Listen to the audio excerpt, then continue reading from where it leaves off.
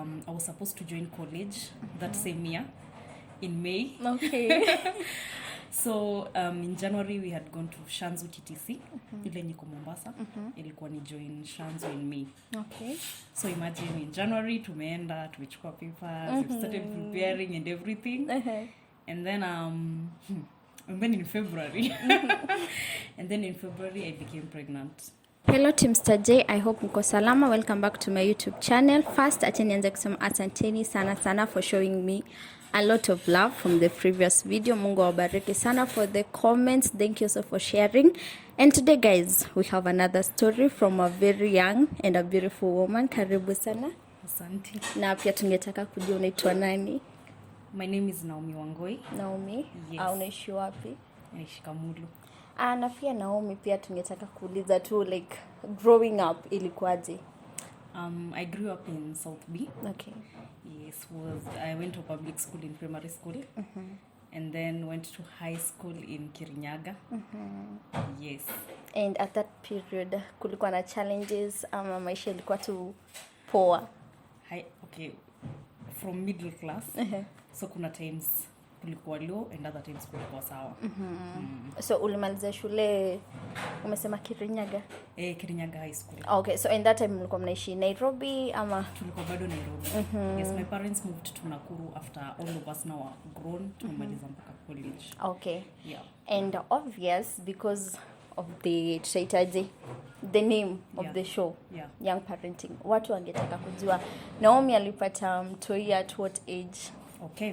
I had my son when I was 20 years old. Yes, so that's back in 2017. Yes, I was supposed to join college that same year in May. Okay. So in January we had gone to Shanzu TTC ile niko Mombasa. Ilikuwa ni join Shanzu in May. Okay. So imagine in January tumeenda tumechukua papers, we started preparing and everything. And then in February and then in February I became pregnant. Yeah, so at that age you were still literally a kid. Because there's not much you know about life. Yeah, true. Yeah. So I was devastated at first. I did not know what to do. I was afraid to tell my parents because now imagine, so at that time walikuwa wameanza mipango za kwenda Nakuru. So walikuwa unapata most of the time mimi nimebaki Nairobi because my other siblings are older. Okay. So mimi nilikuwa nimebaki home. Oh, when ndio kalasti? So nimebaki Nairobi, so every now and then calls ni zile za sijui hujatuma barua gani, sijui nitumie nini, na certificate hauna, you know, that was the conversation. Then you can imagine in the middle of all that nikapata born. Oh, so at this time wazazi walikuwa wamesha relocate? So at this time wako relocate fully, but kulikuwa na a lot of movement Nakuru Nairobi. But particularly at this time walikuwa like wameenda huko kulima kufanya nini. So na boyfriend ilikuwa yaka mimba ilikuwa yaka boyfriend. First boyfriend. So ilikuwa kwanza first love. Huyo sasa. So at this time vile bado mnapanga kwenda shule, umepata mimba, like sasa uliweza kuambia, let's say the baby daddy, ulimface ukamwambia, alireact aje? Baby daddy alikuwa okay. But he was calm. Music watu ushtuka and all that. I don't know why, but for some reason yeye alikuwa tu sawa. Wow. Yeah, so now my problem was now facing my parents, my and siblings. How did you face them? So what made me start to tell my siblings first? I didn't tell my parents first. I told my siblings. I was working for a Wi-Fi company at that time. Okay. So one day nikashuka BS nikashindwa kuenda, like nilishuka BS nikakaa chini. I was tired, the morning sickness and everything, so I couldn't do anything. Zishaanza kuhit. Zishaanza. So I had to tell someone. And since the Wi-Fi job, nilikuwa nimeconnectiwa na my brother, I called him. Nikamwambia siwezi ingia job. So he's wondering like, wewe kuna kupeleka ufanye job nini? Anasema wendi. So nikampigia akakuja, tukaenda tukaongea hapo Aga Khan Walk. Nikamwambia what happened. Yeah, alishtuka because alikuwa zile za how do you tell your parents in the next few months when tunapanga niende shule, it will not be possible. Yeah, so nilikuwa discouraged at that time. But nikakaa tu. Then nilijua like you know mimba haifichiki with the time it will grow and all that. But now I decided kwanza siongei. I'll not tell my parents. And you see my brother hakuwa anataka yendo spill beans on my behalf. And your brother vile ulimwambia alireact aje? Kwanza alishanga. Apparently I'm the most obedient one home. Okay. Yeah, so but alini encourage tu by kuniambia tutakuwa sawa. Hatujui venye tutakuwa sawa. Yeah, so around sasa hiyo ni February nimepata ball. Ni hizo events zote ni za February. So tumeingia March, April, May. So around before May ikiisha nilienda home. So now nikatoka South B nikaenda home sasa na. So niko huko on a normal location. I love eggs. I can eat eggs anytime. Atakani nimeenda niamshe tukule eggs utakula. But now nimefika home, so mom of course first thing is eggs. So ashaenda nini eggs hapa na pale, and then I'm like guy natapika sasa. And you see you don't want to do it in front of them ashinde nini. So ni kuenda kujificha huko sijui wapi. So but my mom didn't say anything. Aliona tu wenye na behave akanyamaza tu. So when I came back to Nairobi on my birthday specifically, I just woke up and decided by the enough is enough, because hata morning sickness inanipeleka mbio. And it's so difficult for me because now I'm not telling anyone. And you see friends are at the same age as you. So they know nothing. No. So on that day, because I know I can't tell my dad, I called my mom. Oh, so ulirudi? Nilirudi. Yes, mama ameona mwenye nabia, but she didn't say anything. But sasa nimerudi. Na nikaendelea tu. But sasa siendi job. But sisemi siendi job sifanyi anything. So no, naishi solo sasa, at that time. Sasa nilimaliza 2015 high school. So 2016 nilikuwa ninafanya computer packages na course ya beauty. Na kushuka na kupaka makeup and all that. Okay. So my dad says that you must have papers for everything. So nilienda beauty college. So bado niko na beauty college nafanya pia job ndio at least niko na income. So nimerudi hata naweza enda shule siwezi. Because now the morning sickness is too much. Everything is becoming too much. Yeah, so hey, hiyo siku nikaamka sikiongea birthday nikaamua gift na jipeni kusema ukweli. I just called my mom nikamwambia hey, yes najua next month nafaa kwenda shule but kuko hivi na hii. Mama alinyamaza tu akaniambia niliona venye ulikuwa nini. But these things she said at that moment that didn't make sense. Alisema mtoto hatawahi kuzuia kufanya anything kwa life. Aliniambia mtoto utapata, tutalea, kwenda shule utaenda. But you see at that time it does not make sense. What do you mean nenda shule aje with a small kid? Yeah, because now I was just thinking maybe anani encourage tu ndo nisisikie vibaya. But that's what she said. And mimi sikuamini of course, and I was there na shindwa life itaendaje nini. Though now the boyfriend and family and all that they were supportive. Okay. Yeah. But so now my dad alinyamaza. So your mom after kumwambia hivyo, like your mom was so calm? My mom was calm. My mom was calm mpaka nikashindwa kai. Ama na fake. You know, from the way mimi najua, in real sense my mom ndio harsh compared to my dad. You know the way parents were. So my mom was strict even as we were growing up. But I don't know why, for some reason I felt like I can't tell my dad. No. Mwanzia wapi? Mwanzia wapi baby? So and your dad akakuja kujua aje? So my dad of course aliambiwa na mom. But hakuniongelesha. You know my dad didn't speak to me. Since ambiwe. Alinyamaza tu. In fact I remember akiambiwa nisalimie was just like ukaje? Salama, haya sawa. Full stop.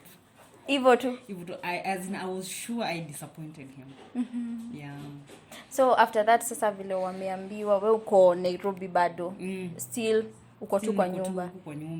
But nafaa kwenda shule. The challenges sasa zenye ulipitia. Sasa time siendi job.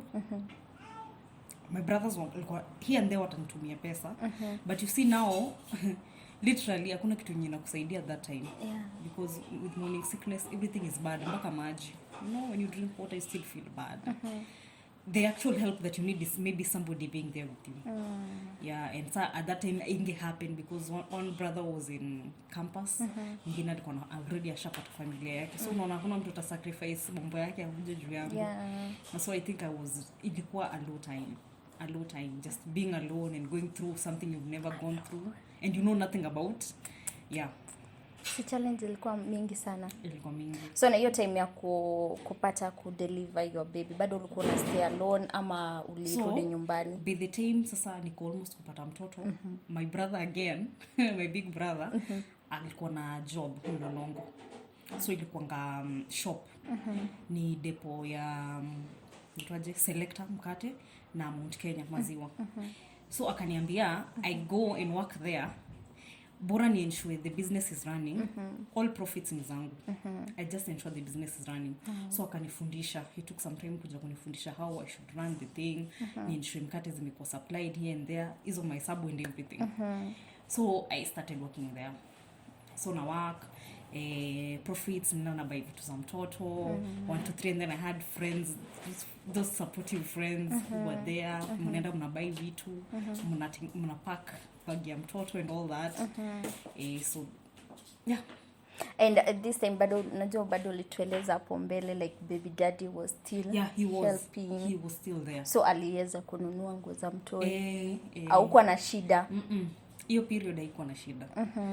But so you see, remember my dad is not talking to me. Yes. And I think na alikuja kuongeaje like kuongelesha sasa after? My dad actually spoke to me way later. I don't know, a month after my kid was born. Because I remember but I was told by my mom venye nilipata mtoto nilimpatanga on a Monday.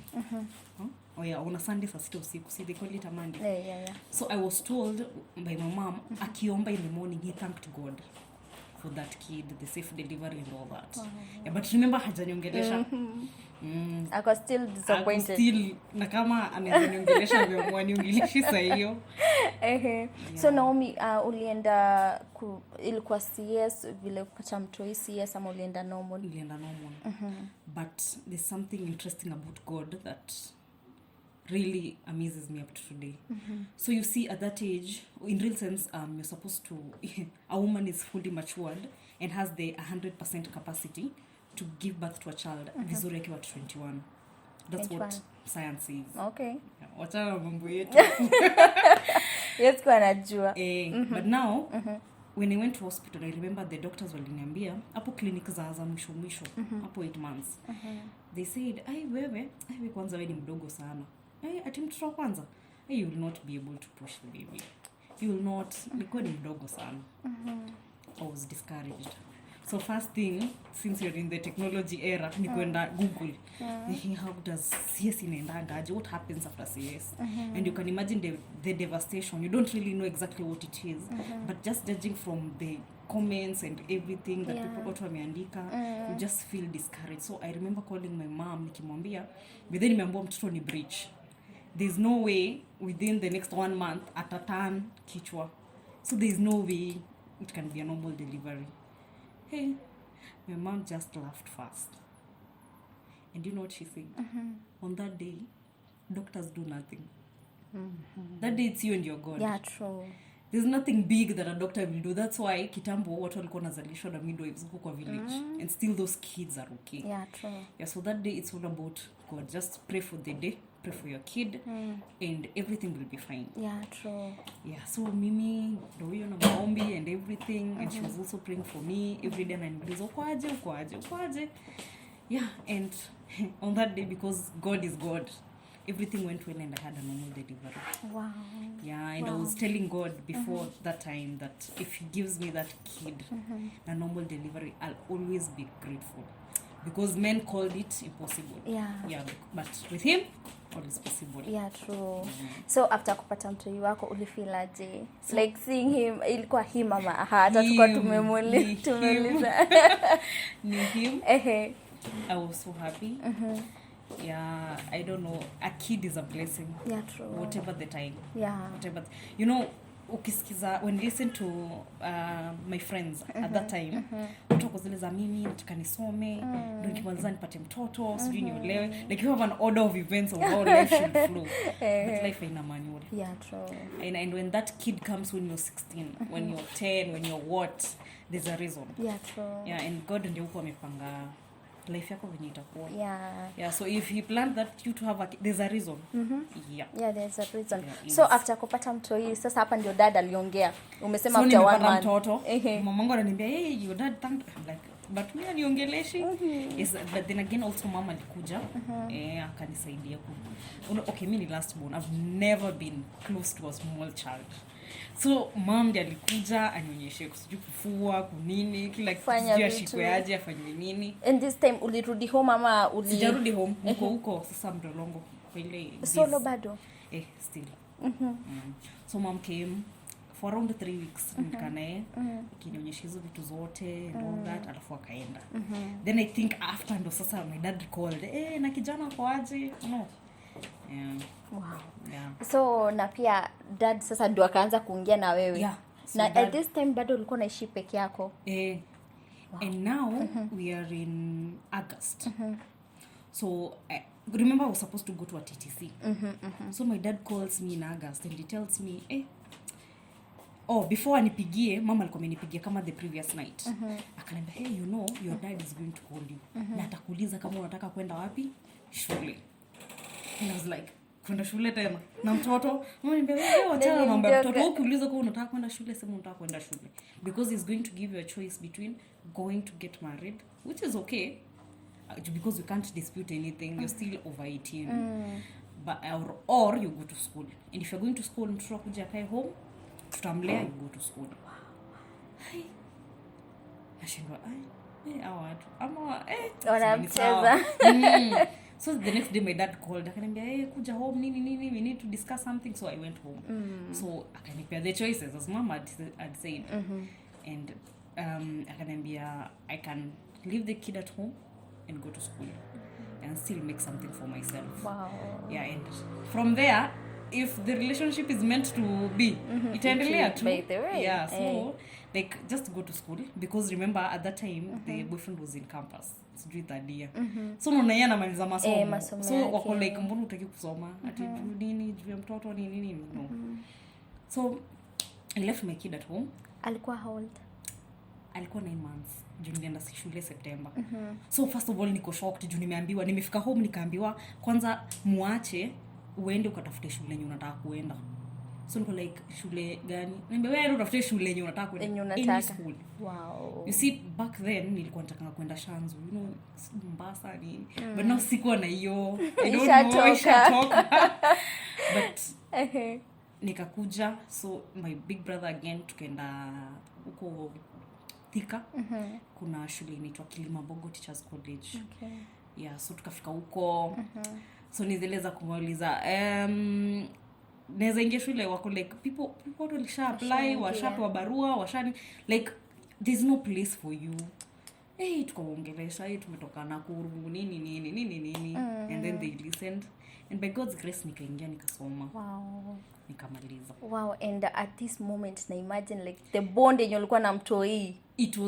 Ilikuwa disturbing at first because hata class will concentrate unashindwa sasa sasa hii ameamka anafanya ama anasumbua mama ama hata niachane na hii masomo because kunashindwa kunaendelea aje at home. Mtoto umemwacha alafu nilikuwa naambiwa niache kumnyonyesha mimi naendelea kumnyonyesha so you see by the time namwacha nikushua atasumbua mama. So I was really worried hapo mwanzo but mom would assure me every day wewe soma mtoto wako sawa. Wow. So tani baadaye when you go home ndiye anakuambia si alinisumbua you know but angekwambia hivyo kwa simu sikuwa discouraged. Ukweli. Usikose kusoma. And I think Naomi you're blessed to have parents like those. As in wazazi wanakusupport. Huko nje si wengi ni neema by the way. So Naomi after kuingia college hiyo life ya college ilikuwaje? Ulikuwa focused ama mambo nilikuwa focused. When I went to college I was like nimekuja huku kusoma. I still know I have that kid. So yangu ilikuwa simple. Classes na hustle. So hustle ni nini? Kumbuka bado niko nasikilia kushuka, kupaka makeup. So weekends ni watu sijui wanaenda wapi, mimi ndo niko hapo niwatengeneze, niwashuke, niwapake makeup, they go, I earn the money. So that also I don't create a burden again at home. Nitumie 500 ya pocket money and my kid is at home. Already wananisaidia a lot with the kid at home. So I didn't want to increase the burden. So nilikuwa huko na hustle hata na watumia. Wow. So I think kupata mtu ili kufanya more responsible. Very responsible. Nilikuwa napata pesa na kumka anaweza kuwa anahitaji nini. I just send the money. Wow. Yeah. So after saa kumaliza college, did you go back home kuona mtoi kumchukua ama what happened now there? Nimemaliza college, nimepata mpaka job. Wow. Sawa. Wow. So hapa sasa tunaongea na mwalimu. Graduated. A graduated teacher. Wow. Umesikia. So I go home. Ati nataka kuchukua mtoto and then they look at you like mtoto mgani? Remember, one of the parents who did not speak to me your time. But now the bond with the kid is so strong. Anasikia unataka kumtoa home, anashangaa unataka kumpeleka wapi? Anasema hapana, waende wapi? Sasa kama umemaliza shule aende ufanye kazi. Na yeye ako sawa, yeye ako home. And at this time mtu wako alikuwa anajua like huyu ni mom. At this time umekaa na yeye for like umemwacha for long home. Kama by science ako already 6 years. 6 years. 6 years. So remember from him turning 1 year I'm home. Because nilimwacha na 9 months. 9 months, yeah. So wamekaa home, wamebond, and then he also believes kwetu ndio kwao. Yeah, so huwezi mtoa. In fact, when you try to go somewhere with him, my friend, analia. Mimi nataka kurudi home. And you're like, I'm your mother. So yeah. Time akianza like you do mtu yake akaanza kujijua hivyo, alikuwa anajua like Naomi is my mom. Alikuwa anakuita mom. Hiyo time alikuwa ananiita whatever, anasikia kina mama wakiniita. Akisikia wakiniita mwalimu, anaita mwalimu. Wakisikia kimuita sijui teacher, anaita teacher. Akisikia wakikuita nani, those nicknames, that's what he used to call me. He used to know that my mom is his mom. Then you see as mtoto na group yana interact na wengine na realize au ni shushu. So mama yangu ndio huyo. But now creating the bond again si rahisi. Because wamebond sana. Like pia unataka kwenda home mchukue, but ukikumbuka now the way they just live and they are so happy and everything, unasema acha tumlee sisi wote. Wow. Yeah. But do you regret kumwacha hivyo home? I don't, because I think my parents have done the best for me, and it's just a blessing. Yeah, true. Not taking care of that kid, of course haikuwa rahisi, and like if it was support and you missing a manage, my brothers used to chip in. So mtoto tumemlea as a family. Wow. Yeah, everybody can say mimi hapa nika. Yeah. Wow. Yeah. So Naomi, ama wacha tukuite mwalimu. Sawa. A graduate, like you know, most of the young ladies wakipata mtoi at a very young age wanaona maisha yao imeisha. So, and I know your story, it inspire a lot of other ladies. Tukienda kumalizia, pia ningeomba tu wapatie an advice mtu, kuna mtu mwenye ako in your situation sahi, kuna mse mwenye amepata ako na ball size ya juu afanye nini, ana mwanzo ama mwisho, like anashindwa tu atafanya nini. So, ningeomba tu uweze kumpatia an advice. Okay. So one, let me first of all say what my mom said. Kupata mtoto si mwisho wa maisha. Yeah, like having a kid does not mean that now your life will never move on. Yeah? A kid in fact should make you a better person. It doesn't matter the age, it doesn't matter the time. God knows best. And if you find out how many women are crying to just have that one baby outside there, trust me, abortion will never cross your mind. So when God gives you the grace to get pregnant, usifikiria abortion, just first of all just think of that kid as a blessing, and trust you me, God knows best. Na nimesema, remember at that time nikiambu utaenda shule juu utafanya, ilikuwa inakaa stories za jaba, si ndio? Because it does not make sense. Yeah, true. But God has a purpose for all of us. Na ndio mwalimu sasa. Na ndio mimi mwalimu sasa. Yeah. Wow. I love that point yenye umesema God knows the best. Sindio? Like anajua the best. Whatever happens ako na maisha yako. I just love that. And I hope it inspire a lot of the young ladies huko nje. So mimi nimeshukuru sana Naomi for having you here, kuitikia mwito to kupeana your story to inspire the young ladies. Yeah. Mungu akubariki sana and you're very beautiful. Thank you so Utupe much. siri, tupe siri, si ndio? Okay, ndani ya Yesu, when you work hard. And you achieve your dreams, si ndio? Never give up. Never give up. Never give up. Never give up. Yeah, true. Thank you so much, Naomi. Mungu akubariki. So kindly guys, remember to like, subscribe and share. Tuonane the other Thursday. Bye bye.